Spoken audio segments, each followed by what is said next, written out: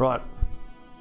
Let's take a look at the lads and strategize who's going to go on this fight and what are they going to use.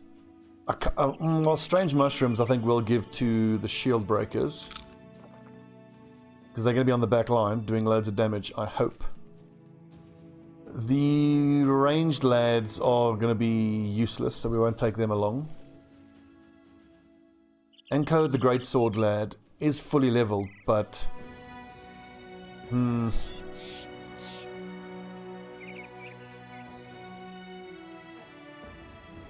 wish I had a great sword here.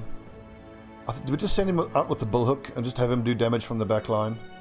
I need another axe with decent accuracy. Okay, and I'm expecting these axe guys to... Oh, wait, hang on. They're going to be using split shield a lot, and the mushrooms don't apply to split shield. It's a waste. Otto and Poison, thanks for hosting. So then of the lower level lads, who do we take out? We obviously take out Wolfgang, Polearm lad. Jumas, no. Polearm, level 7 greatsword. I think we take Jolly Rogers. We have these guys reap. And then pretty clearly we leave the ranged lads. Beam it. Yeah, the Orc flails could be good. The only flail user we have though is Kratox. Potentially I could send him around the side.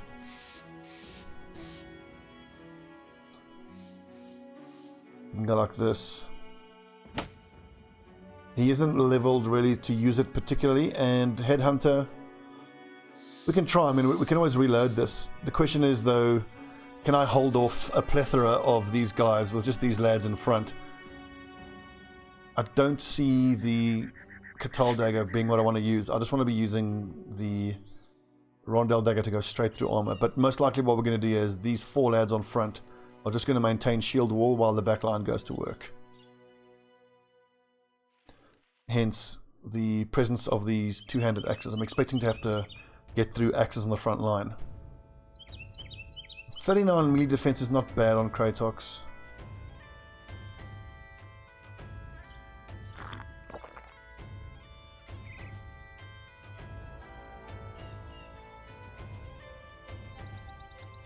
And then with the polearm guys, I don't think I want to be using Reap against this enemy type. I want to be using Bullhook for the extra armor damage. This gets plus 5 chance to hit. I need something with plus 10 chance to hit, but the pike doesn't really do anything. I think this is my best setup.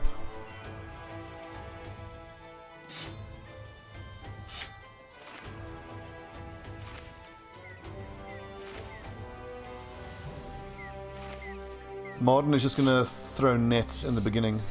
Well, I mean, if he is throwing nets, then maybe we do use the Grizzly Backstabber. I don't have a user for it yet. Arguably, I could give it to Kratox. It's not going to be very fatigue efficient. I mean, he'll be fatigue neutral because he's going to keep using just 1, maybe 2 attacks per turn. He doesn't even have Berserk. He could use it 86 melee skill. 114 to 139. 142 to 179 armor damage compared to 75 to 150 damage to armor.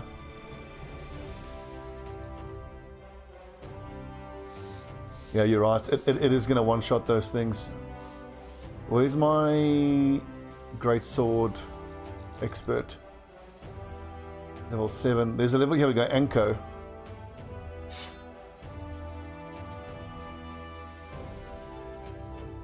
I think that's better. And then Kratox goes along that flank. We can always change it up. We can try it again. Let's try that. Especially Anko with his rage, strange mushrooms. He's going to be one-shotting them. 1, 2, 3, 4. 4 axes. And then these axes. Yeah, okay, so these axes stick together because split shield and split shield together can break 1 shield, allowing one of these guys to go to work. Split shield allows Stobbie to go to work with the Grizzly Backstabber on the netted enemy. Then Mazuma and Sparrow 4 just keep as many busy as possible. These two go along the side. Hopefully Anko is going to be one-shotting.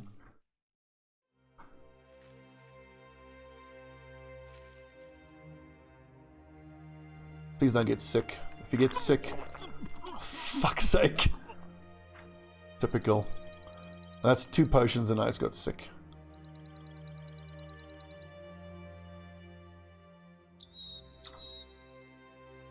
Well, if he's sick, then someone else might as well get sick as well.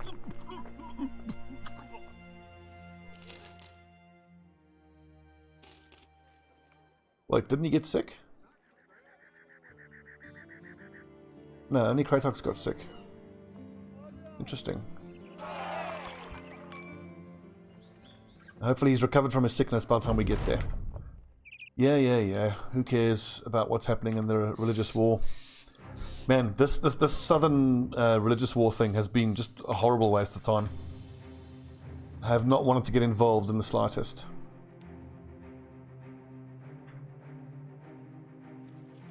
So as soon as that goes to 36, then he should be recovered.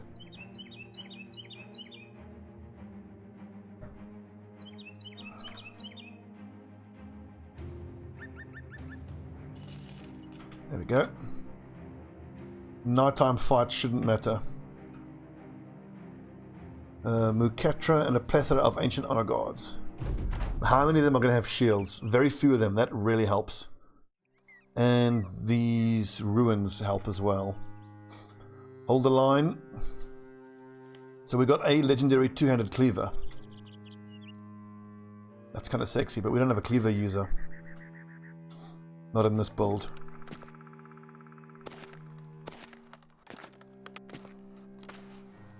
So we know that almost all of our lads get to attack before they attack. So we can get one attack off this turn. And then another attack off on the next turn, and then shield up at the start of the next turn. Going through that shield is going to be the problem. That actually isn't too bad. Going there for Anko. Assassin's armors. No, that is a negative.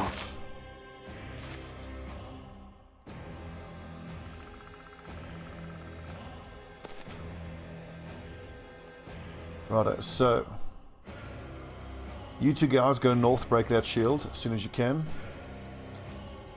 Exit for nimble guys, alright. I'll have to pay attention to see what their stats are, because I haven't seen the assassin armor yet. Okay, now you two are going to stand there.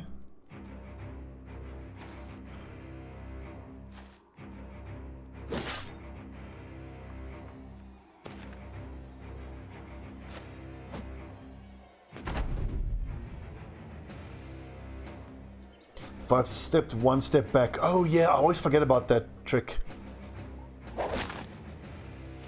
Silly. God damn it, Kratox. 85% chance and he rolled a 92. As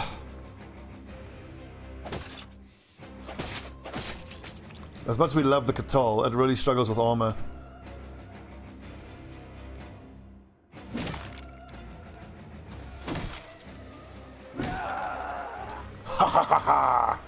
Here's where you need a mod to see how much damage you do when you one-shot something.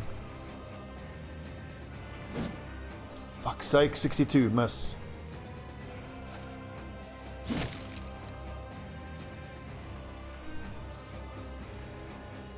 I think just shield wall keep those four busy.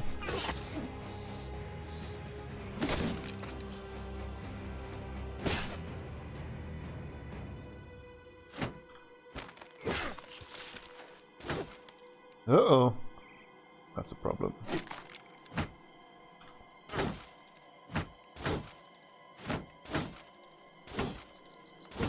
I'm actually going to back Mazuma to keep all four of these guys busy for quite a while.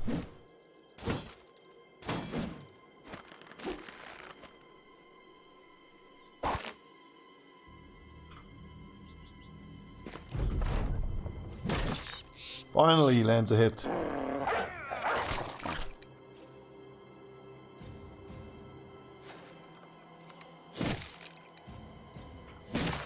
Oh, so close. We're going to lose a lot of dogs here, but as long as it's some target that these enemies are attacking rather than my lads. I'm fine with that.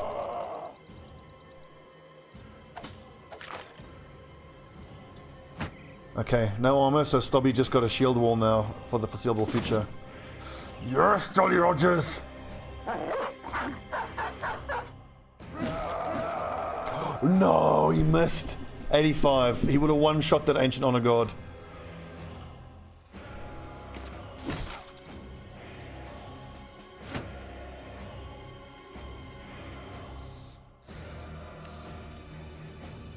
I'm actually not going to shield wall with Sparrow 4. I want him to have lower defense than Venthorn, to make him a better target for them.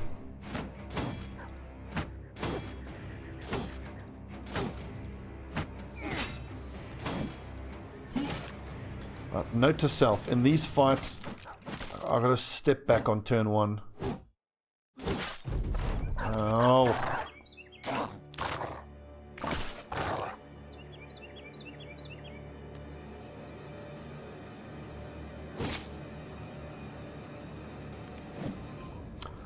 Fuck me, lads. Yeah, there's only a 60% chance, to be fair. I think I have to wait until these guys attack, then we'll rotate and attack. Rotate and step in, I mean.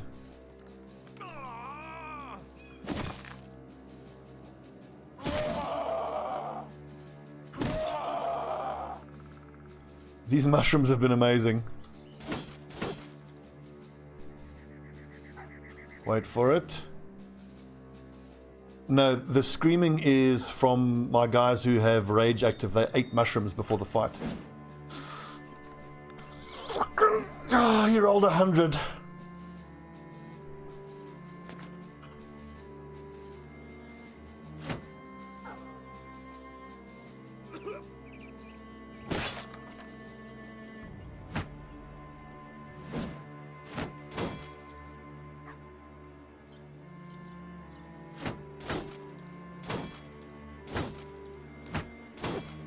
So, Stobbie has to survive 4 attacks per turn currently. Hopefully that Honor Guard will go down pretty quickly. For fuck's sake! So Kratox has made 3 attacks, all around 85 or 86. He's missed 2 out of 3. That's unfortunate.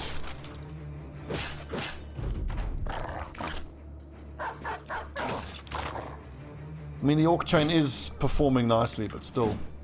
Oh, come on, lads. 95% miss. I swear the game is trolling me. Ugh.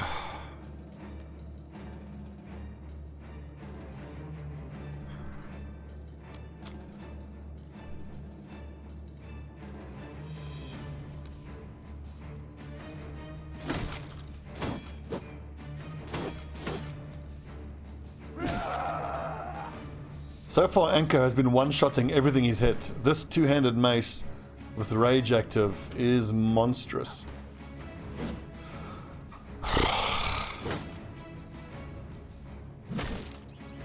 Sup, exterminated. I mean, seeing how this thing stuns. I mean, a third of all the attacks you hit are going to stun enemies and do decent damage. And now he's got Headhunter active, so he's going to hit that thing in the head on the next attack. And actually, I think that if, like, I mean, I like the way Headhunter works now. It's a buff to the one-handed flails, but it's actually not a buff to the two-handed flails. One more hit and Stobbie can die here.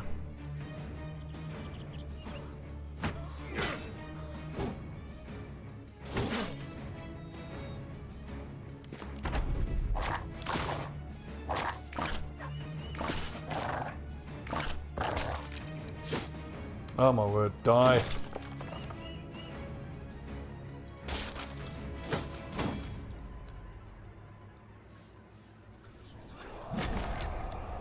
Okay, decent damage, but I mean, this is 3 hits with the chain compared to 1 shot with the mace.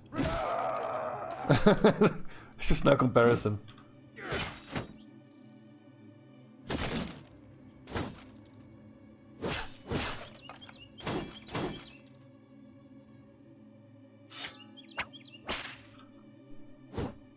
Whoa!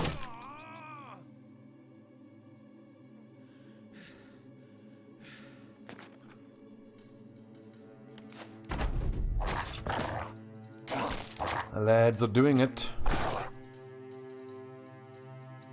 It is a named mace. It's a very sexy named mace. And Jumas is going to be our two-handed mace specialist. He's going to use that named mace.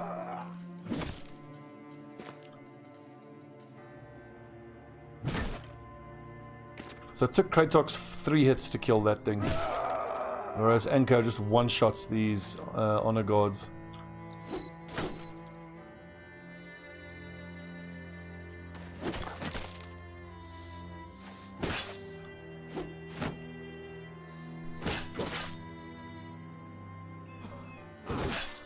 Ow.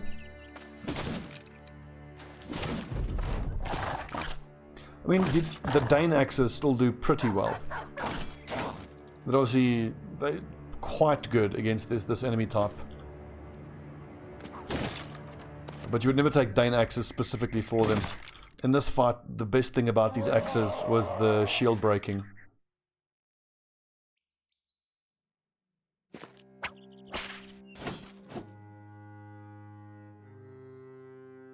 A vibe check? What do you mean, vibe check? Is that a euphemism for getting horribly murdered? Not yet, no.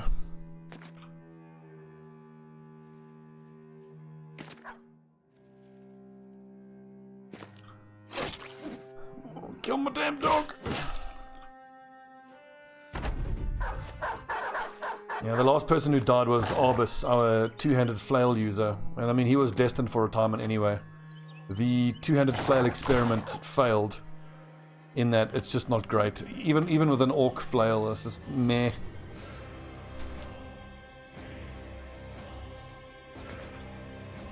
And again, I kind of already felt like I knew that, but you still got to experiment with this stuff and try it firsthand, you know?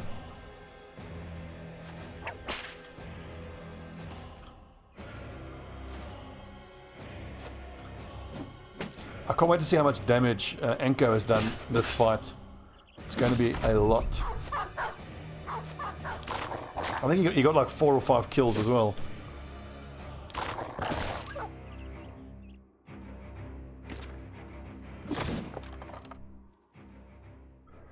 Uh, 1300! He needed 3 more damage, unfortunately. That is incredible. 6 kills, 1300 damage. Oh, it's a cleaver. Oh. The game obviously wants me to use two-handed cleavers. So 65 to 85, 60 to 80. They're not. They look pretty, but the numbers are crap. 25 and 120, 25 and 110. That's only slightly above armor. Both of them have base damage numbers. They're really not great. Shield damage of 16. Okay, this one does nice shield damage. Max fatigue of 16. This one is light. That's very nice.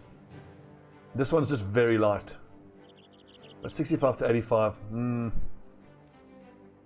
Exactly. If we had gotten these in season 23, when I had the two-handed cleaver lads, it would have been wonderful. Well, overall, what a disappointing haul.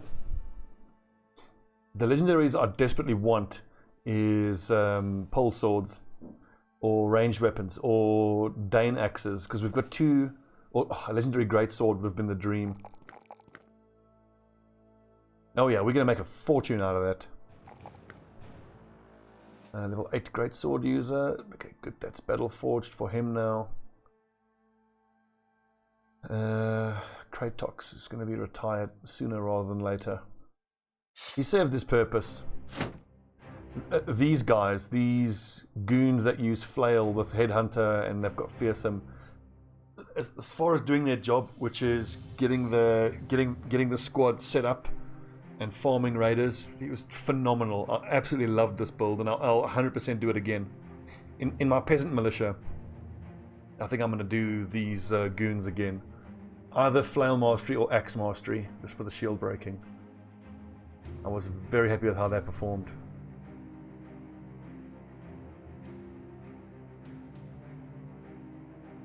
Level 8 greatsword. You take the outside flank, please. Level 11. 13, 11, 13. Level 6.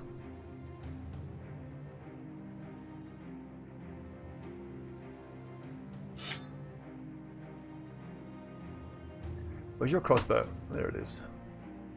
And what else does he need? He needs a shield in case he has to go melee range. And antidote, because front line carries bandages, so that's fine. Oh, absolutely, Michael, go, absolutely. And hopefully by the time, when it comes time to do the monolith, I feel pretty certain that we are going to be having at least Geralt is going to be using that two-handed mace. What do you mean, do I still lose guys? From the sacrifice events? Yes, that's what the indebted are here for. I think actually Kratox can start sitting out now. We can just let Anko keep, you know, boshing nerds on the head. Wait, did we pick up a two-handed sword here by any chance? A Rompire? But 45 to 65, that's 2 attacks, so it's 90 to 130. And we're gonna do plus 10 chance to hit. Now, rather just use the mace. He'll just keep using the mace until we can get him a great sword that he can use.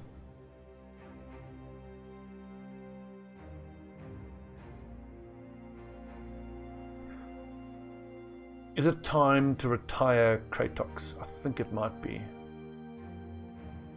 He's earned it.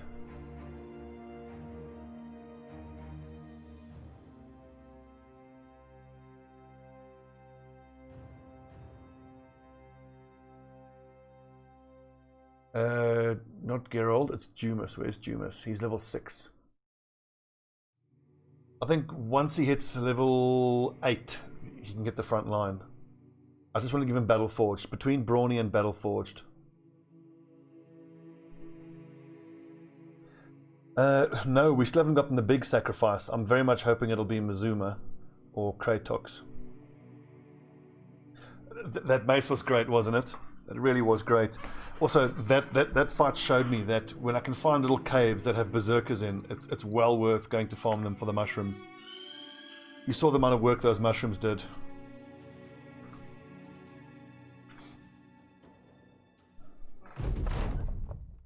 Yeah, who cares?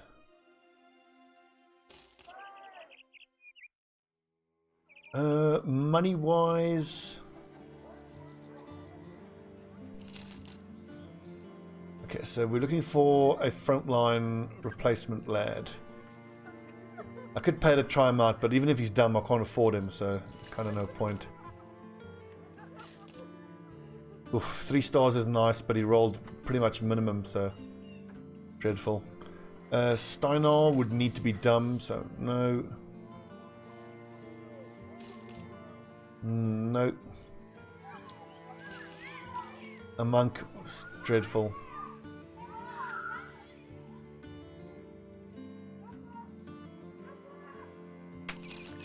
We're not going to get another rumor, surely not. As a wealthy knight paid him a visit, the assailants came with small creatures looking like deformed kids. Ooh.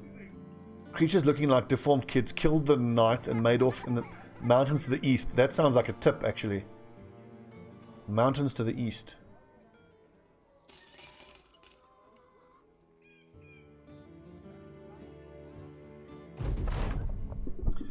Entering Adelstead, not long until Zedog is bothering the locals. Oh, for God's sake. Stop this, it reflects badly.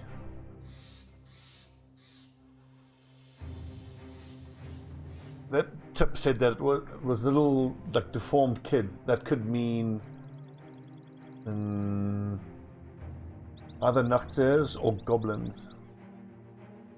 Should we just head out here and clear out all these ruins? Yeah, goblins.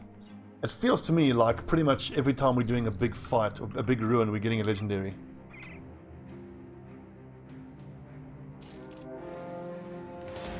Hang on, I'm supposed to be doing a mission here. I need tools, so I may as well get this mission done while we go buy some tools.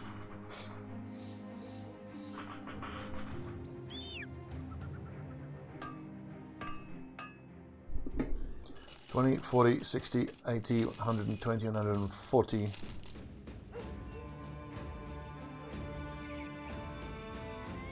And that reminds me, we need another Saleh helmet for Marden. Is that black paint? There it is. Prices are about average. We can do better than that, I think.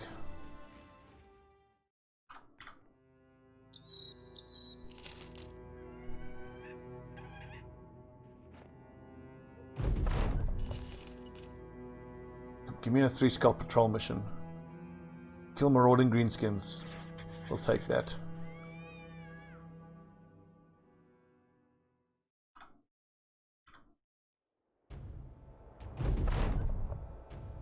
Looks like we're hunting orcs. I'm fine with that. Orc hunting is actually my speciality.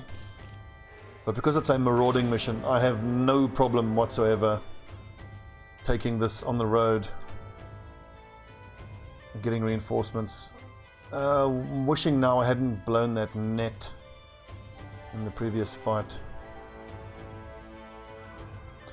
There's many orc warriors in this fight. I don't think I'd take my low-level lads in this fight. Let's give it a try ourselves. Are these orc marauders going to chase us? Because if they are, we can maybe have a little three-way action.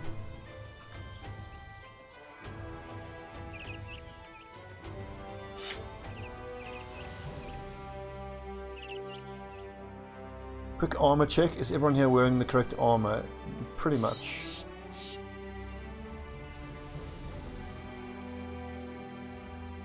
Cleaver, polearm. I think I have him just use...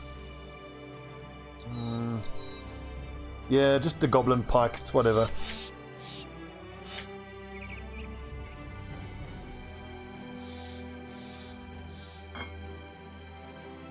And in this one we want to use poisoned oil for sure.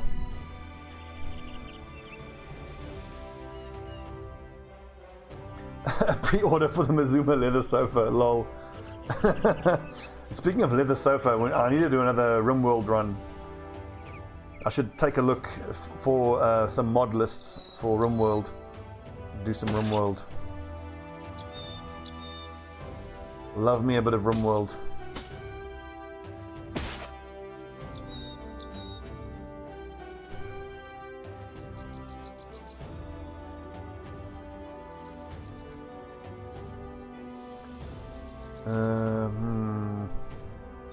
Gerald, just the one net to use, unfortunately.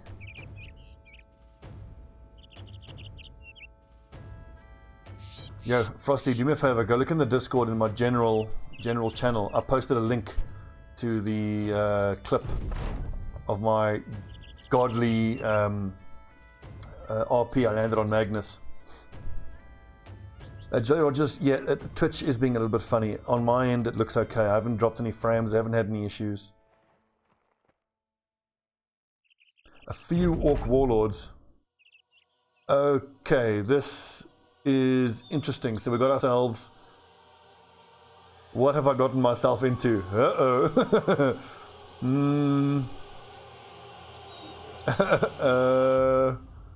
This is... I'm afraid. Let's not run away. Let's just make an orderly retreat to the bottom left corner.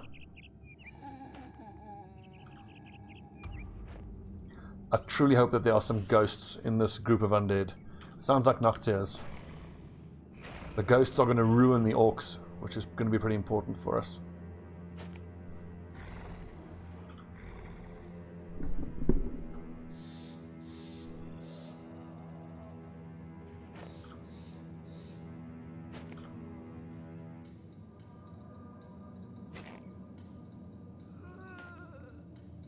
I could have moved there. Damn. Wrong with me. Okay, so the tactic here is move to the bottom left, allow the undead and the orcs to fight it out, and then we just mop up the survivors. I expect that what we're going to be faced with here is some wounded but generally high morale orcs once all these undead are cleaned out.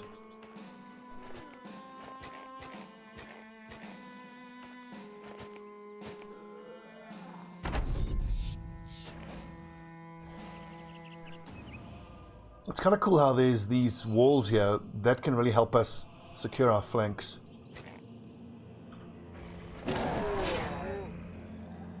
I want to see what these berserkers can do to these undead.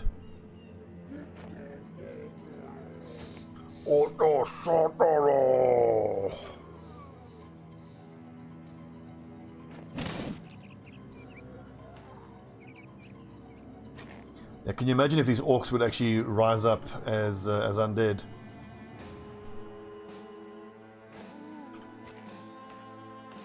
I don't see any possessed zombies, so I'm guessing there's no necromancer to deal with. Perhaps we don't have to just sit in this corner. Maybe we're better off starting actually to do like a flanking maneuver to put ourselves behind the orcs. Because I'm backing the orcs to wreck the undead. I did not, Frosty, no. I was legit, I was waiting. For me, my trigger was the PA. Because if you had seen the items there, the Lena was also a problem, but I knew at that point, and for some while, that if I don't catch the PA, we lose the fight. So I was waiting. As soon as the PA stepped up, then I was like, almost time. Then as soon as they were grouped up, it was BKB and go. But as is so typical of those fights, or when I play in-houses is, of course, everyone watching appreciated that RP, but all the talk was about patience from Stobbie here. All the talk was about how I wasn't maintaining the damage amp on the Terrorblade. But which I'll cop to that completely. But like, there's so much going on and so much to think about, and I was getting the damage amp up on him. Yeah, empower. Yeah, I was getting the empower up, but I wasn't doing it instantly all the time. And then, of course, that's the only thing when there's a breakdown. How does Stobbie do? He didn't empower TB. It's fucking terrible. No mention of the amazing RPs. No mention of... I had a halberd. I used the halberd on the PA to stop the PA from breaking the Phoenix Egg, which won us a team fight. Doesn't even get noticed, let alone mentioned. Triggering. Anyway, back to the fight here. We did notice that there was a necromancer. So arguably I should run at the necromancer and kill him. However, I think that the necromancer is going to panic and flee when his orcs get killed. So we'll deal with this berserker and then move around here. Or just move straight up maybe. Exactly. I'm not salty at all. My mission is just to... I just want to get MVP once in one of these in-houses, then I can retire from the in-houses. But I think I've played like 12 games, and this was the only time I even came close to getting an MVP vote. It's not going to happen.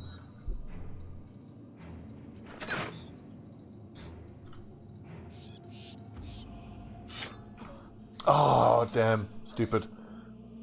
Didn't have quick hands. Okay, men, start moving forward. In an orderly fashion, begin moving forward towards these orcs.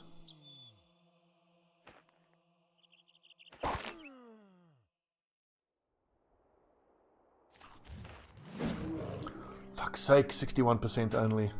I forget that these low-level lads don't have great accuracy at all.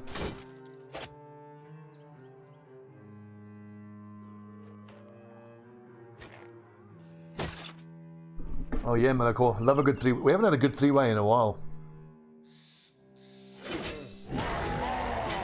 Davkul demands hot three-way action.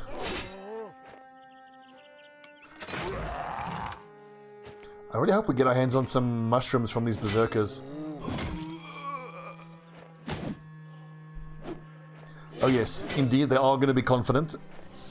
What I'm just hoping is that the time they spend dealing with the undead will let me focus on one or two orc warriors at a time.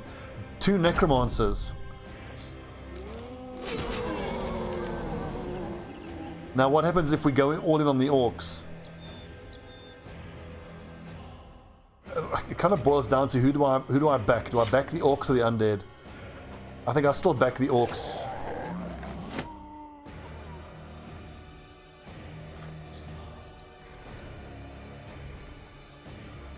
I think I'm going to kind of do a split where I'm going to send, let's say, Sparrow 4 and Venthorn together with Emery and Ostfries to clean up these two. Honestly, even if Sparrow 4 just keeps those two busy, I just need my crossbow and my bowman to take care of those necromancers.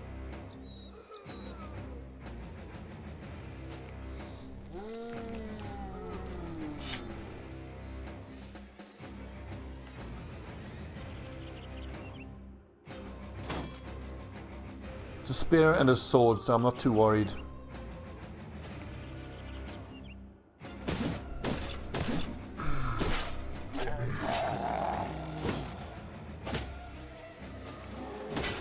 Oh, come on, undead, you're ruining it.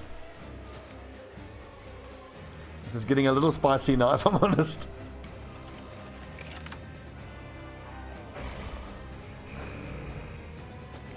Okay, so the objective now is to reform our battle lines and start dealing damage. Until those two necromancers go down, this is a very scary fight. So Anko is going to have to keep control of some of them here.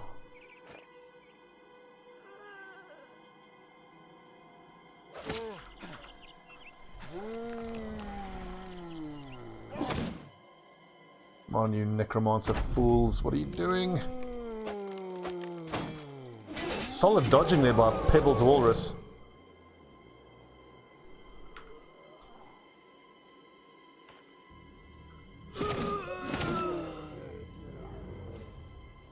The few lads we have with Berserk, I think, is going to be pretty important. And you're just dealing with so many numbers. Okay, so that ought to be enough to open up that line of squares there for Ostfries to sneak through.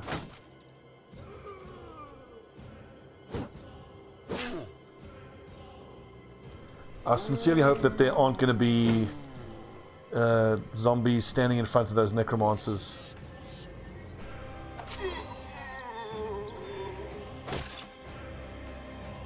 Well, we started this fight with 43 enemies. We're down to 31.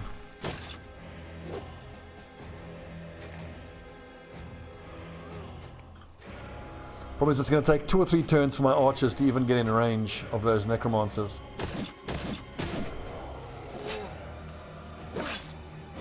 Medical, I don't know if it does a calculation of the threat. I think they just go to whoever they can path into. Any enemy they can path into, they'll go for.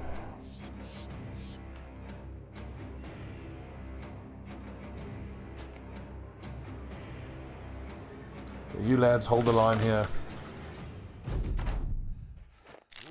Uh-oh.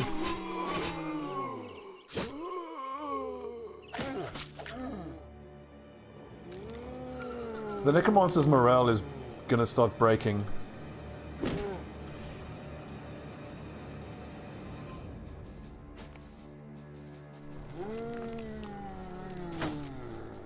There's still a lot of bodies. We can only see 1, 2, 3, 4, 5, 6, 7, 8, 9, 10, 13, 14, 15, 16. There's still 13 that we don't even see. I guess that must all be undead off-screen fighting other orcs. Because we had 11 orcs that we know of. 1, 2, 3, 4, 5. Yeah.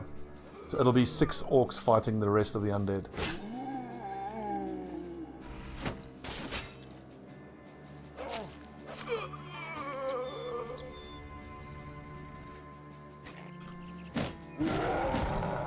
Nice. And these fallen heroes quite helpfully have fearsome.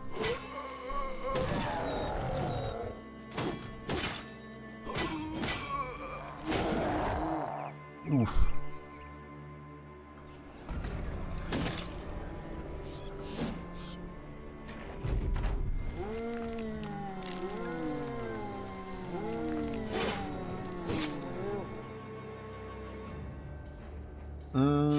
Yeah, Rondell better.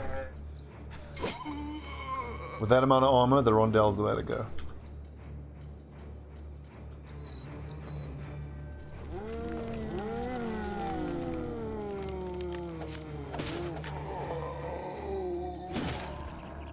Oh fuck! Stobbie should have used.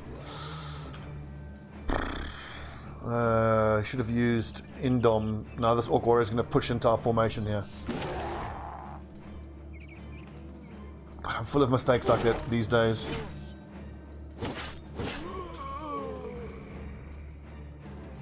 How's everyone's fatigue?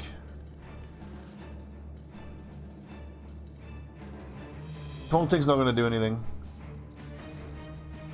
It's not in contact. Just wait. Nice. Good work, Fallen Hero. Okay, that... Lovely. Thank you, Orc Warrior. Great work. Whoa! Anko gets stuck in there with that two-handed mace. Do we start pushing forward now? I kind of don't want to, because with these zombies getting raised up, it's going to really complicate things, but...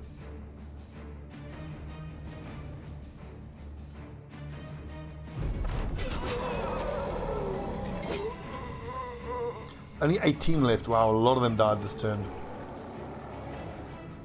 Shit.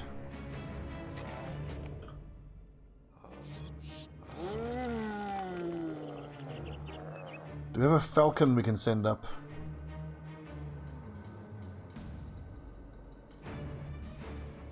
I think slowly start creeping forward, boys. We're going to get the timing just right. Because as soon as we kill these necromancers, then these fallen heroes are going to come running at my archers. Oh yeah, that warlord did not give a single fuck. My word, can you imagine? Zombie berserkers with an orc chain attacking 2 or 3 times a turn.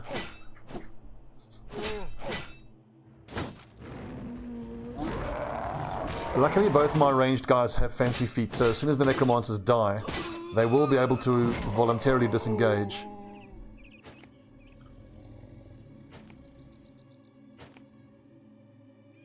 Steady. Steady, lads. Hold the line.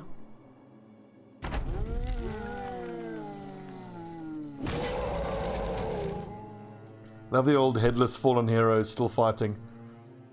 How many stacks of rage does that berserker have? Ugh. 18%, yeah, that's not going to happen.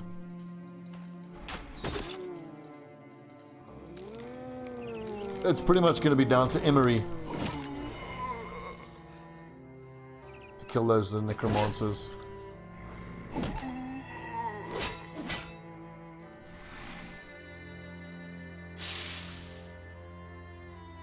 Get closer.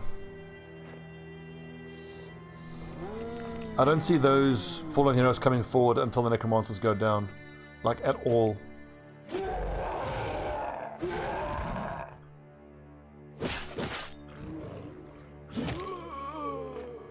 Sparrow is like, meanwhile, on the bottom side of the fight. Nice. First necromancer has broken. Okay, now it's Orc Warrior time.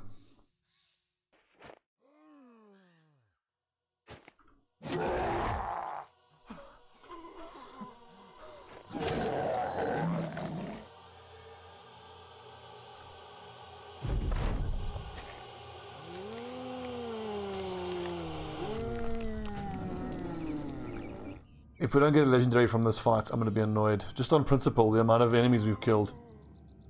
I think I move up, but I wait. Let them fight it out. Yes, Os freeze. Good job.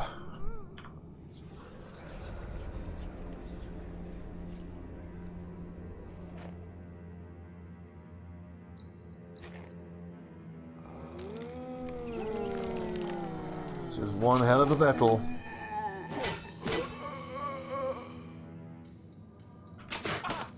Shot! Okay, now the ranged lads. Oh god, here we go.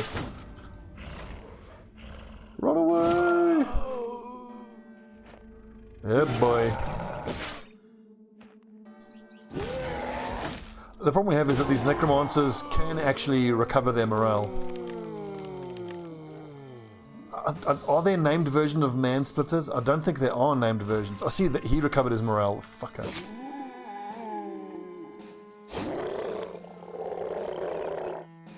Orc Warrior down.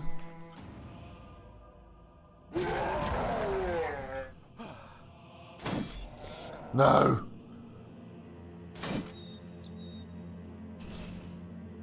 Going in there would be pretty crazy.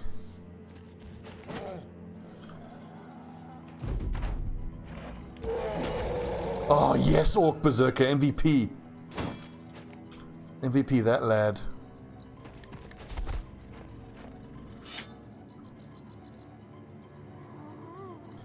The new dagger does an insane amount of damage if you're using it against a target that's in a net or being dazed.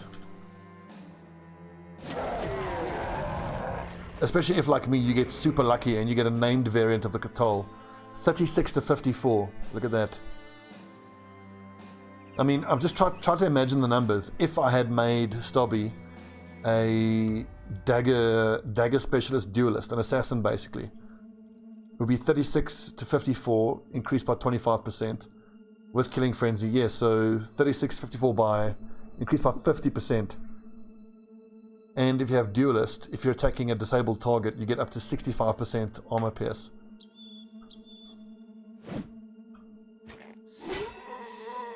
Okay, so Gerald needs to get helped out. He's in a lot of trouble.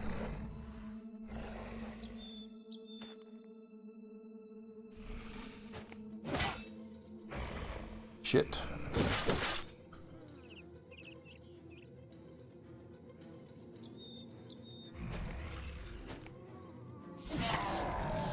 No, he actually chopped the orc in the face. Legit.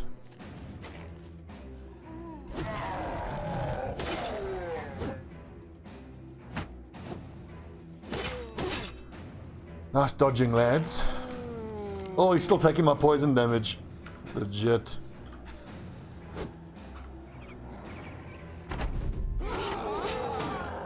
What? He just disappeared. He's out of vision. He's still there, though, I think.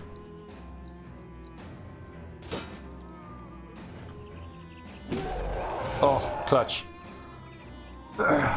Ban that fucking bot, you piece of shit. So now this guy's dazed, but unfortunately it's Venthorn, not Stobbie. I still need to get a Katol for Venthorn. If he was attacking this orc now while it's dazed. Super damage numbers.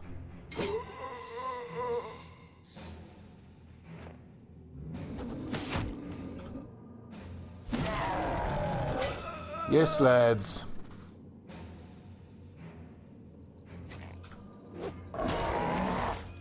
I don't mind that. That's kind of fine, actually. Mazuma. I think stay where you are. Let this orc warrior come forward. You would think so, but remember, these orcs were only fighting zombies. A couple of fallen heroes. They're actually not that scary. But all the undead on this map have proven to be a wonderful distraction.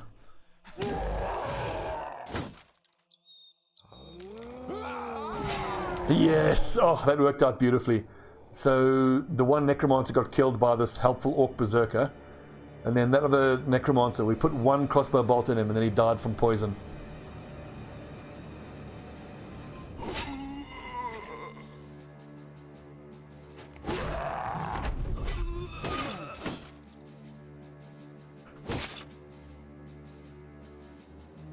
You say cool, Igor. I think the word you're looking for is terrifying.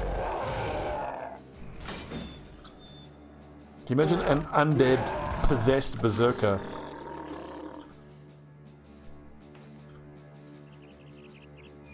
Actually, Ostfriese, go help out here.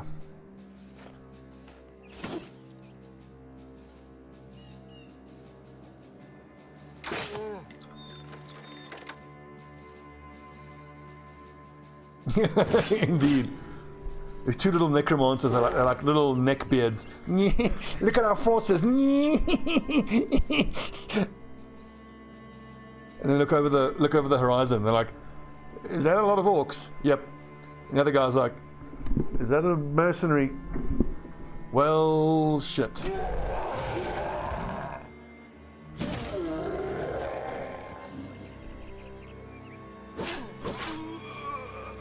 It's a mild slaughter, I'd agree. It's a not unreasonable amount of slaughter. We had 43 enemies in this one.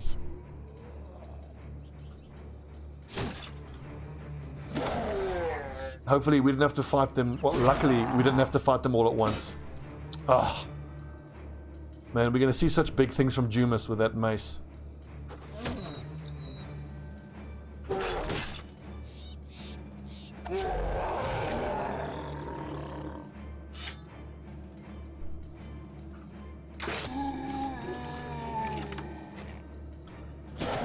Okay, let's not talk too soon, but this has gone swimmingly so far. Just a couple of fallen heroes to clean up. And then we're done here. So, what do you reckon we're going to get if we get legendary? I think we will get a basic bitch kite shield with just a slightly less fatigue usage.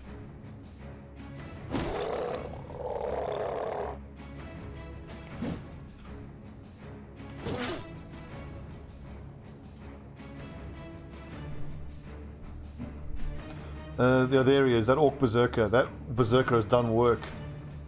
Unfortunately for him now, he's going to get whipped to death.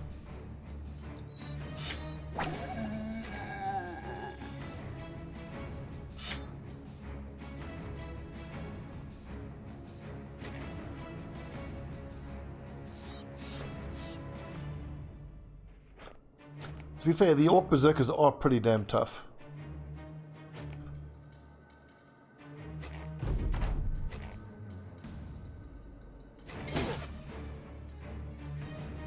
Hold. Let the whips do their work. Oh, he still had a little bit of head armor there, I think. Hit the head armor, did nothing.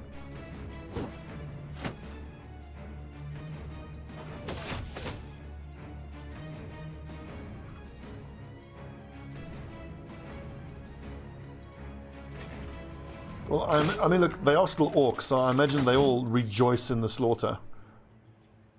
Where is he going? What's he doing? Bonk. He took very little damage. That just shows you he must have multiple stacks of rage up.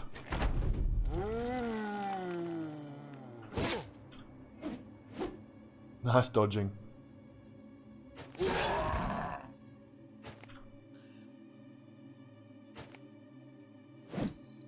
Damn it. Oof. He's gonna bleed to death, surely. Come on!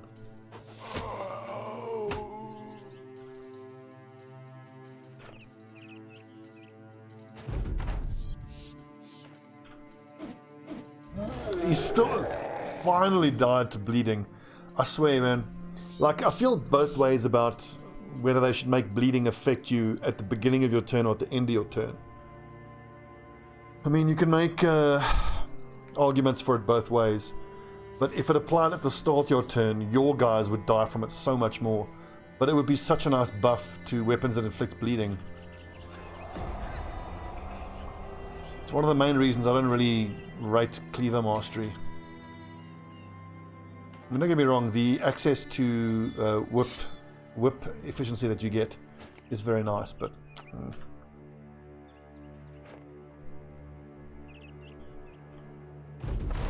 I don't know what my answer would be if I asked myself the question, if they made the change for bleeding to apply at the start of the turn, would I then start taking more cleaver specialists? I don't know.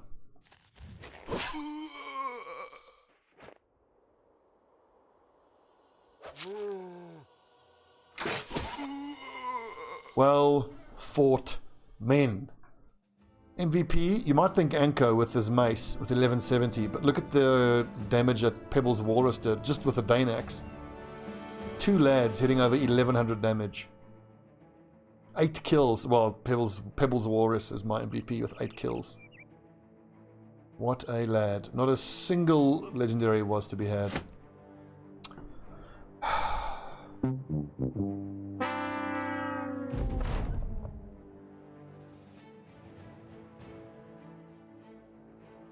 Where are we going? Tonda. Still, great fight. That was a lot of fun.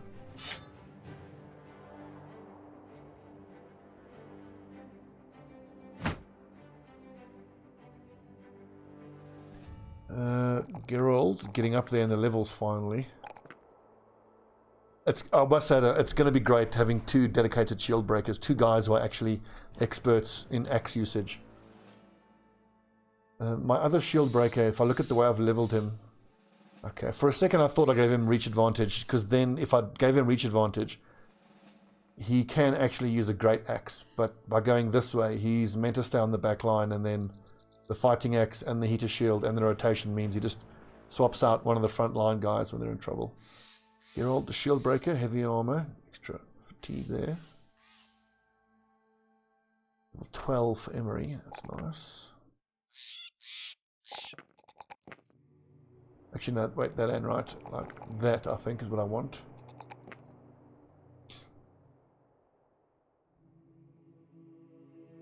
Did you feel useless in reserve? No.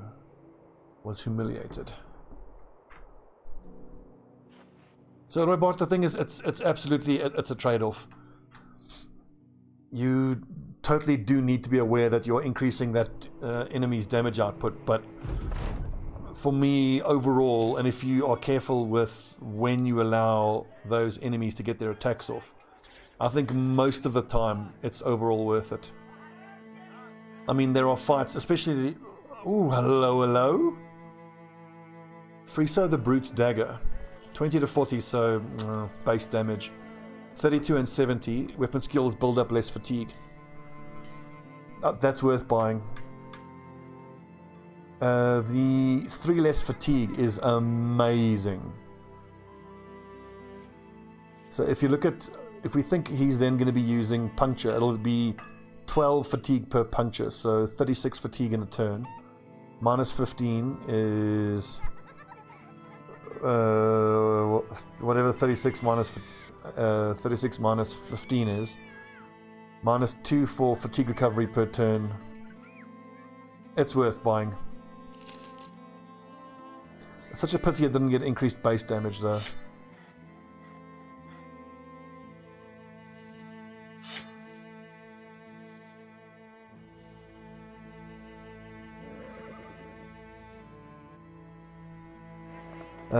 A killer bunny emote. I mean, I currently think I only have the 1 or 2 emote slots open, so once I get more emote slots... Well, I think I need to make partner before I get more emote slots. Let's hope it happens at some point.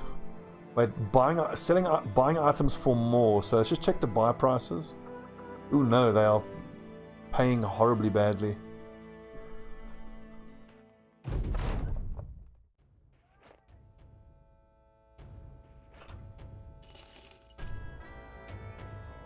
So, Jolly Rogers, no. Oh, 24 direwolves. Yes! Oh, these direwolf pelts. That's amazing. That is so amazing. I think the Rompire is actually superior here in this fight.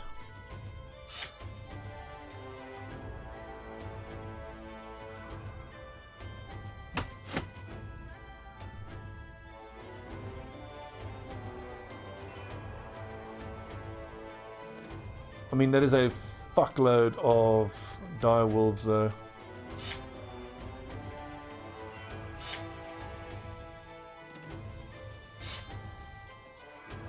Let's see, so it's a cleaver, and the other one's also a cleaver.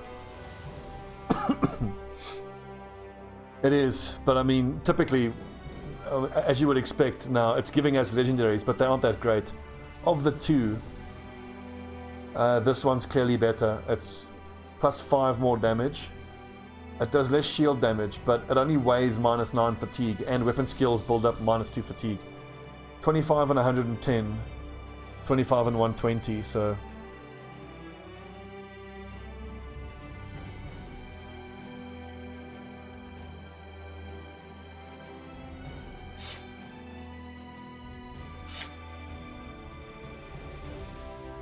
It's a lot of direwolves, though. I think we'll get around 500 to 600 gold each for them. Okay, we're coming up on an hour mark. Let's take a little break for the YouTube folks. When we come back, let's get swarmed by a buttload of direwolves.